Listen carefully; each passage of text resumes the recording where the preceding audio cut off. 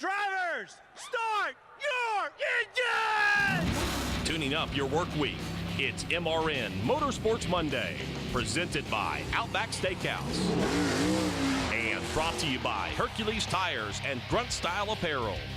Warning, please keep your arms and legs inside the vehicle at all times and do not beat the host. Here's Cain and Rocko Williams.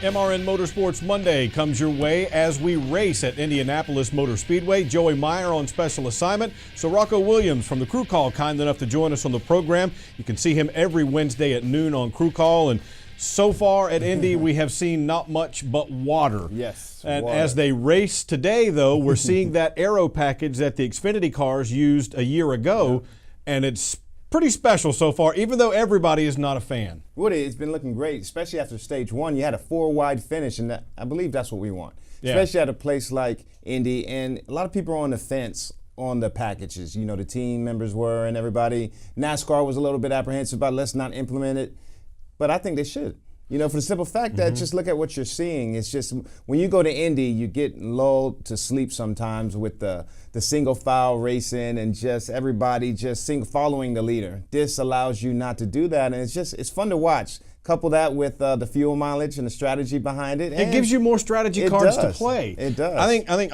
we've heard a lot of drivers in particular in teams for cost, drivers because they don't feel like it allows them to showcase their skills as much, but it's something that when you produce finishes like that, that's what fans want to see. That's what fills the grandstands. That's what sells tickets, right? It does. And I hope the Cup race, and I'm excited to see the Cup race and see how it translates just with the tire wear itself there. You know, and last year's race was good. It didn't have the package there. So, you know, ever since the debacle 10 years ago with the every 10 laps, a caution to let them check tires. That was rough. But last year's race was not bad. And then just with the hype of the 5-man pit crew this year is an added difference there. It's going to be, pit road is going to be more important. And not only that, having 2 races, you know, in the same day. It's going to add some excitement. It's going to add some adversity. It's going to create some challenges where you're going to see teams, the really top teams, really thrive.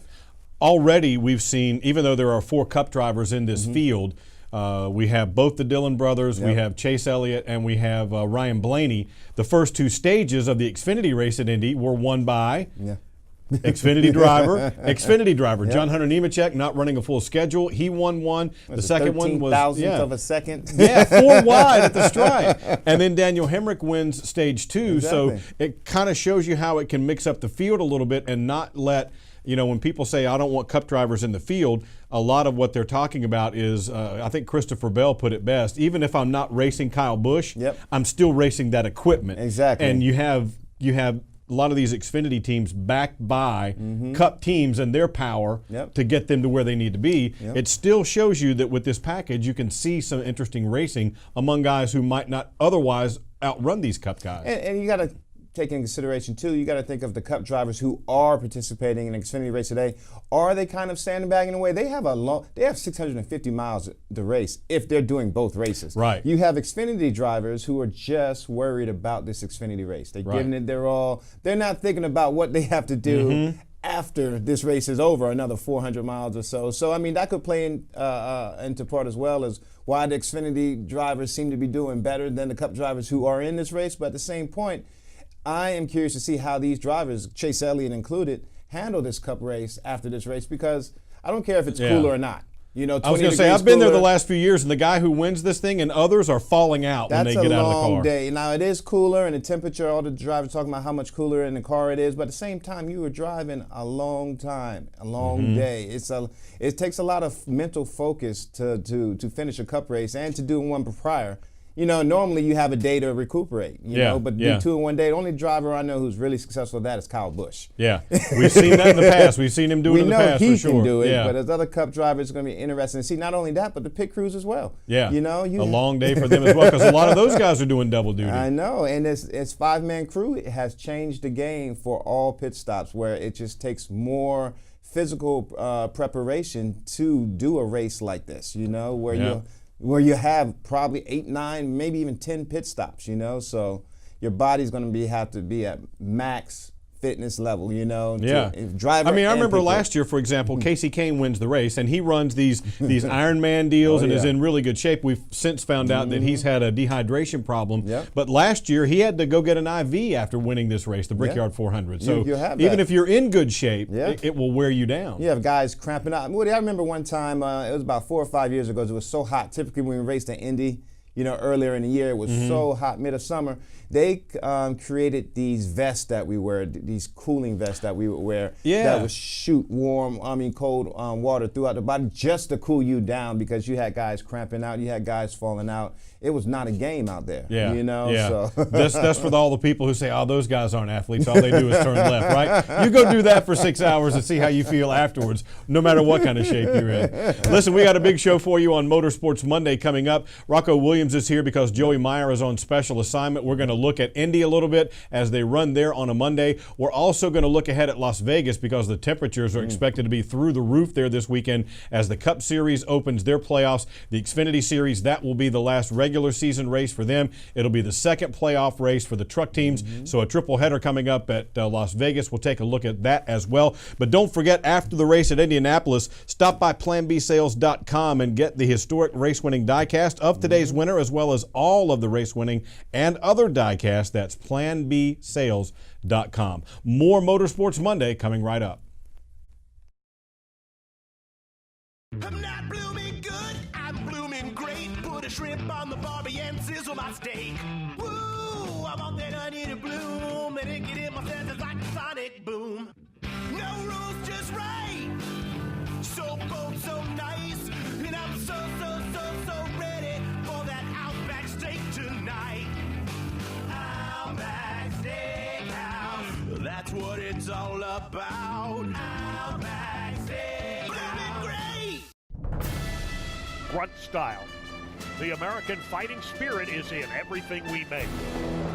We are 500 patriots and veterans strong, bringing clothing manufacturing back to the United States of America. Always moving forward, never retreating, never giving up. We are Grunt Style, and this we'll defend. Get yours at gruntstyle.com. Things happen fast in racing, and if you don't know where to look, you can miss it all. With Legend from Racing Electronics, you'll never miss another moment. Legend gives you live fan vision video, in-car cameras, and stats at NASCAR and other Premier Series events. And the next generation race scanner for unfiltered driver and crew audio at any motorsports event nationwide. NASCAR fans have never been closer to the action. Welcome to the future of the fan experience. Learn more by visiting racingelectronics.com. Hi, this is Austin Dillon. Now back to MRN Motorsports Monday. Austin Dillon, one of the guys doing double duty at Indianapolis this week before we head to Las Vegas, along with Ty Dillon, a former winner in the Xfinity Series at Indy, Chase Elliott, and Ryan Blaney, as we mentioned, the guys doing double duty at Indianapolis. We talked about how physically draining that track is. Even when the weather is a little bit cooler, why is that track so demanding? I know when I've been there, it just seems like the air doesn't move down there at all. It's just still. Well, besides the obvious that it is a long race, you know, for these guys, it just takes, I would say Regan Smith described it best. He said every corner, even though it looks the same, every turn is so different, so unique, so demanding, where you have to put so much mental focus, mental energy in each corner of that racetrack for 400 miles, you know, for 250 miles. You have to be so precise to hit your marks every single time. It's very unforgiving, yeah. You know, so every mistake you have to work twice as hard just to regain what you lost. And the same thing is, especially typically in past when you get so spread out where track position was so key, you couldn't afford to lose anything. So it's demanding for the simple fact that it is so unforgiving, and you have to be on your P's and Q's for the whole for the whole race, which is part of the reason why the best teams flourish at this racetrack. Typically in past, whoever won the Brickyard, that was normally the one who was going to win the championship. Yeah. That was the telltale sign where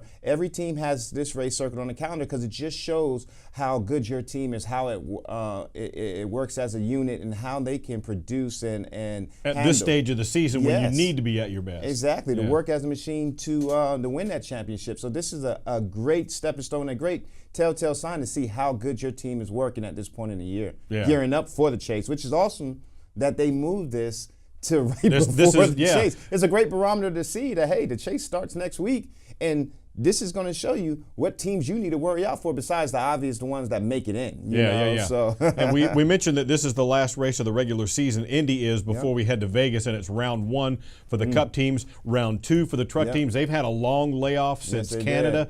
And then the Xfinity teams, Vegas will be their last regular season race. And as we look back, 9 of the 12 spots in the Xfinity side were clinched going into the race.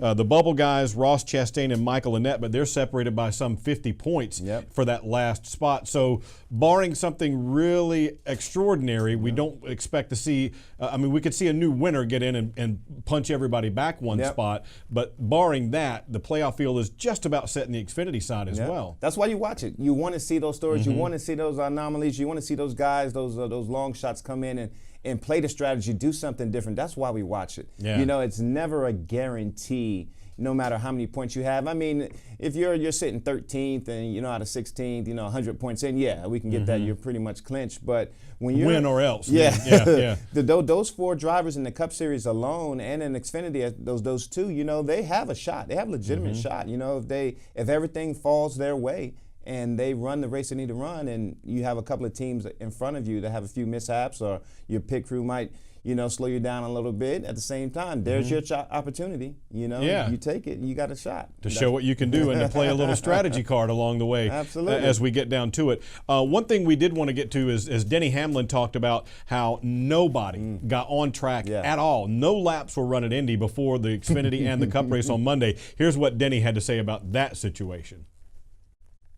Yeah, I mean, it definitely can be a challenge. This is one of those racetracks that is very sensitive to the travels of the race car, how far you have it high or low. So I think that part will be very crucial. I mean, you possibly could have, I think, the possibility of somebody that you don't think maybe hit it closer than some of the other guys. I think that, when I think about the big 3, they typically aren't the fastest guys right off the truck, but they tune their cars and they get them to be the fastest guys by the end of the weekend. You're not able to do that really during the race. You'll only be able to do small adjustments because you don't want to lose track position. So I think this is going to be a true testament of which team came prepared the most with the correct setup that's tried and true, and hopefully we hit it right today.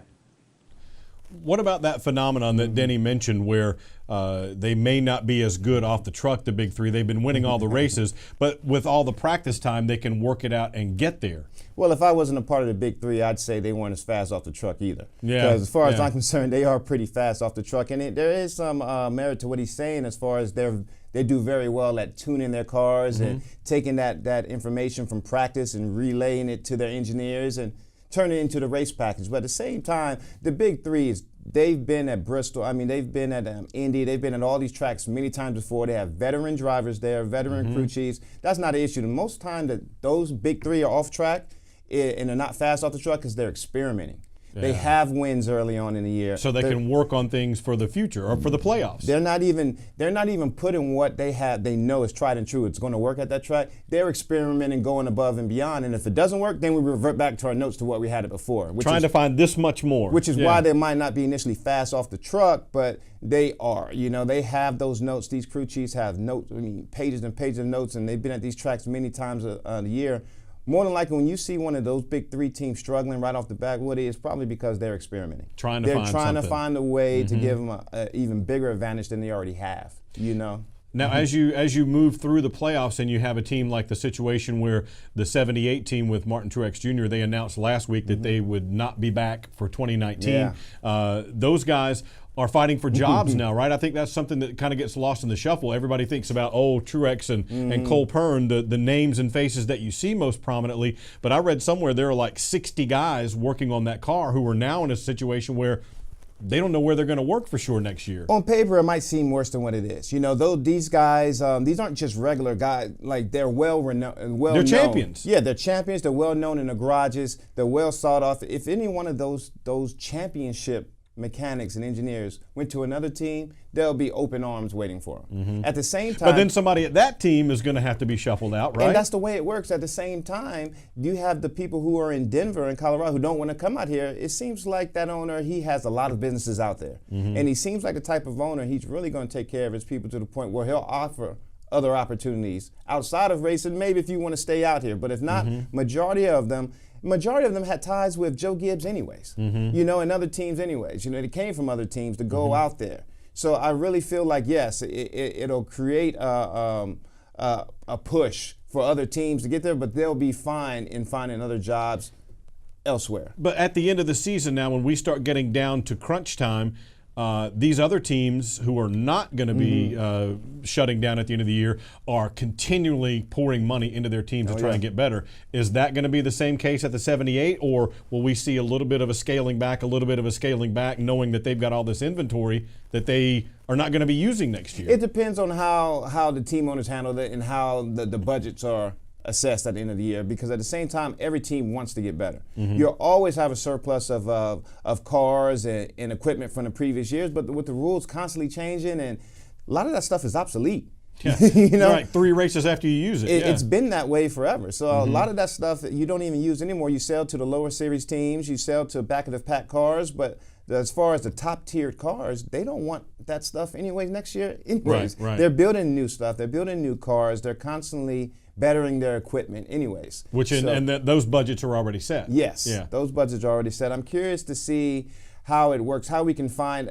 A lot of attention has been put on this as we should shed light on the fact that it costs too much to race at this level. But at the same time, you're never going to fix that because everybody constantly wants to get better. Dollars and mean that takes speed. money. Yeah. And that takes money. So the best way to do it is just put your foot down, you know, and stipulate what you can do and what you can't do, what you can exceed, however way you come across that. But also know that you're going to find team owners who have that luxury to do that. It is what it is. That's our life. You know, that's the life we're living. If you have it, it's between the haves and the have-nots. It's like that in pretty much any business, right? If you have it, you're going to spend it. Yeah. If you don't, you know, you're going to do what you can to get by to compete at the level that you feel comfortable competing at, you know, with the budget that you have. So. Going to be interesting to see how it comes down. We've looked a lot at Indianapolis Motor Speedway. We'll take a look at Las Vegas coming up right after this on MRN Motorsports Monday. Stick around. I'm not blooming good, I'm blooming great. Put a shrimp on the barbie and sizzle my steak. Woo, I want that onion to bloom, and it get in my senses like a sonic boom. No rules, just right. So bold, so nice, and I'm so ready for that Outback steak tonight. Outback Steakhouse, that's what it's all about. Outback Steakhouse, blooming great. Citywide to countryside, whatever you drive, wherever you go. Hercules Tires has the value, selection, and industry-leading warranty to get you there, no matter where the road takes you. To learn more, visit HerculesTire.com. Hercules Tires, ride on our strength. Join MRN as we travel through the life of NASCAR's most popular driver, Dale Earnhardt Jr. Dale Earnhardt Jr. comes back to the Daytona International Speedway, leading the pack. I won races that I never thought I'd win. From growing up under the Earnhardt name to super speedway wins to Whiskey River, we dive into everything Dale Jr. He's Rain Man for NASCAR history. You know, we weren't the typical family that got to sit down to dinner together. Tune in to Junior's Journey, available on iTunes for download only on the Motor Racing Network. Hi, this is Jimmy Johnson, and you're listening to MRN Motorsports Monday. Jimmy Johnson, 07 time, the champ. They're still trying to find their footing, and as we head to Las Vegas Motor Speedway, he could find himself on the outside looking in. It would have to be some unusual circumstances, but how long has it been since we could even say that? I know, it's weird. It's just, it's so, it doesn't seem real watching him perform the way he has. But at the same time, we all have that inkling of a hope that the old Jimmy's going to come back. The old Jimmy's going to come and do it. Old He's been counted out find a before. way. Exactly, you know. So maybe he just waited a little bit longer before he put his cape on this year. Maybe he did. All right, we heard from Denny Hamlin earlier talking about racing at Indy, but he also talked about the playoffs coming up. Round 1 starts at Las Vegas Motor Speedway this coming weekend. Yeah, I mean, it'll be important for sure, but I think each race is equally important. I look at a Roval as one that we can go out there and win. We were extremely fast during the test there, so I'm looking forward to it, even though I'm maybe not the biggest fan, but I think that all the tracks bring a unique amount of wild cardness to it. It's, it's just we've seen in playoffs different racetracks, have different results for guys that you didn't expect. So we'll treat each race, each individual race with the highest regard and try to do the best we can. We know this year, with a few playoff points that we have to be on our game every single week. Denny Hamlin talking about wild cardness. I like that. And we talk about that in terms of, he mentioned the Roval, tracks like Talladega where it's not so much in your control. Yeah. There are too many factors that can happen to knock you out of it. And there's two schools of thought. One is you want to seize that thing by the throat right away and put yourself out front and get control of it. Yep. The other is don't do something stupid to knock yourself out of it early. Which one do you subscribe to? Excuse me, I've been a part of both of them. I kind of like control your own destiny somewhat. Mm-hmm. Hang out in the back, let all them sort the craziness out, and then be there at the end. Don't beat yourself. You got to be there at the end. At the same time, it gets kind of boring hanging out back there. The competitor in me wants me to lead every race, be out there in front, be in the thick of it. Maybe if you're leading every race, leading every lap, you'll miss all the stuff that happens behind you, but it's tough to stay up front, especially at a track. I mean, at a lot of these tracks now, in a place like the Roval where there's so many unknowns, a place like the Brickyard where it's such a long race, like Darlington last week, it was a long race. The leaders at the beginning weren't the leaders at the end. Right, because it looked like that Kyle Larson was going to run away with that thing, and next thing you know, it's Keselowski. So I mean, staying in the back, if I was my parents, I would say, yeah, that's what they would want me to do. So wait, you're saying it's an age thing? Yeah, I don't know. I don't make the best decisions at my young age, but my parents were always right. They were always cool, calm, and collected. Stay in the back, be there at the end. But if it was up to me, I'd like to be out there in the front, in the thick of it, competing and keeping them all behind me. But that's typically the stats don't lie, and usually you don't lead every single lap, and Yeah. And did you get to see any of the testing at the Roval? I did, because everybody is saying that's going to be crazy. Yeah. Nobody really knows what to expect. What were your impressions of it? My impressions was it was just so different. I saw some guys really fast at certain parts, but then I saw guys who were just really taking it easy, but then I saw wrecking at just weird places, so like go straight when you're supposed to turn. I didn't know what to think about it, and that's what made me excited about it, of going, not knowing what to think, the unknowns, the unexpected, not knowing what to expect. That's what makes it fun. It was a great addition, I feel, that NASCAR made and the track made to have that there, because it created some spice, Yeah, it may or may not work, but I applaud them for trying it. Yeah, they did. They sure did. I can't wait to see it, and then the thing about these teams and these drivers, they're always looking ahead. Here they are at the Brickyard, thinking about the Roval, thinking about the Vegas. They're always thinking 2 or 3 steps ahead, and that's you have to. That's what you have to do to be successful in this sport, which is a part of the reason why it takes so much mental focus to do what they do at the level they're doing it at. So we'll see how it plays out for sure. We mentioned going back to Vegas for the second time. We'll talk a little bit more about that in a moment. But you mentioned a couple of times earlier the 5-man pit crews now. Have we learned everything that we're going to learn about that, or might we see some twists and turns to that in the playoffs, do you think? Well, we haven't learned everything. I mean, we're going to all these tracks for the first time with the 5-man pit crew this year, so every track is different. Indy is super long pit stalls, but super skinny. So they're long and skinny. You're going to have pit road penalties everywhere you go this year until you figure out how to adjust for each of these tracks that choreography. You're going to see uncontrolled tires like out the wazoo this week. I'm guaranteeing you will, because they're just so long, so skinny, and you're going to have that issue everywhere you go this year. And you're going to be constantly evolving, just how the teams are constantly evolving with their race cars, thinking ahead with these races. The pit crews are doing the exact same, or the best ones are, and they're never complacent. You have to constantly get better. It's constantly evolving. And this is a big deal. 5 men has really put a lot of stress on that process, and it's going to constantly change and evolve, and you're going to see a lot of cool things.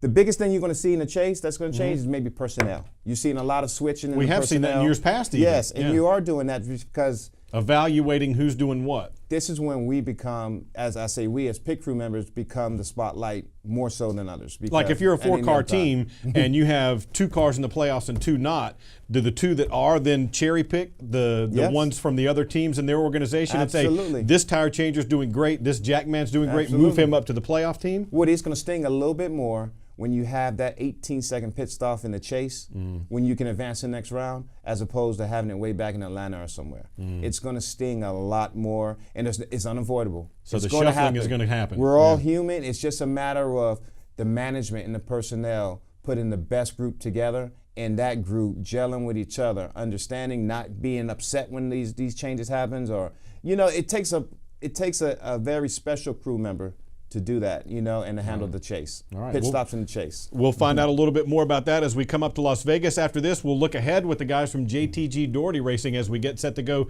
to Las Vegas for the 2nd time this season. I'm not blooming good, I'm blooming great. Put a shrimp on the barbie and sizzle my steak. Woo, I want that onion to bloom, and it get in my senses like a sonic boom. No rules, just right. So bold, so nice, and I'm so ready for that Outback steak tonight. Outback Steakhouse, that's what it's all about. Outback Steakhouse, blooming great. Are you a serious diecast collector? Do you have a favorite driver? Are you looking for a gift for a race fan? No matter what the question, the answer is always PlanBSales.com. Plan B has all the latest in diecast from Lionel and apparel, artwork, and other items for your favorite driver in NASCAR or other forms of racing. Go to PlanBSales.com, key your driver's name in the handy search window, and look at all the options. Your one stop for diecast and other motorsports collectibles is PlanBSales.com. Grunt style. The American fighting spirit is in everything we make. We are 500 patriots and veterans strong, bringing clothing manufacturing back to the United States of America. Always moving forward, never retreating, never giving up. We are Grunt Style, and this we'll defend. Get yours at gruntstyle.com. Hey, this is Joey Logano, and you're listening to MRN Motorsports Monday.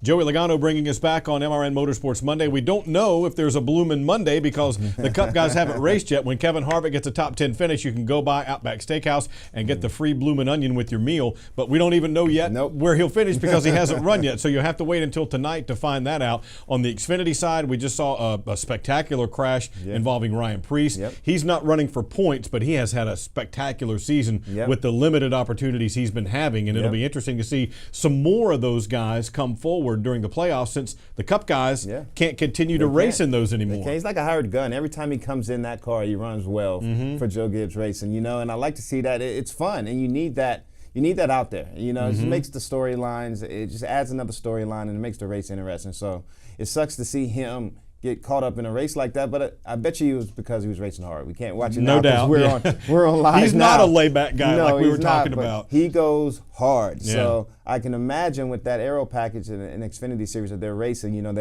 they were bunched up together, has something to do with that. So I can't wait to go back and watch that. Check it out. All right, we talked about Las Vegas Motor Speedway. The guys from JTG Doherty Racing have been with us all season previewing the upcoming tracks. So let's hear what they have to say about Las Vegas. This will be the first time we go twice in a season. What do you anticipate the track doing in terms of how it might change from March to playoff time? Yeah, it'll be interesting. I'm sure it's going to be hot out there. We'll see how the summer treats the racetrack and if it's any different that it's been baking, in those desert heat for that period of time. Not really sure what to expect. Vegas is extremely fast. It's got a lot of grip. It is a cool racetrack. Fun to race at, and glad we can go twice. It always pulls in a pretty awesome crowd, so it's cool to be able to give them a second opportunity to come out and be a part of our little circus there. We've never had to go there sitting at a racetrack at Vegas that's sat there and baked in the sun all summer. So I don't know if it's going to be a lot different, but it'll be interesting for sure.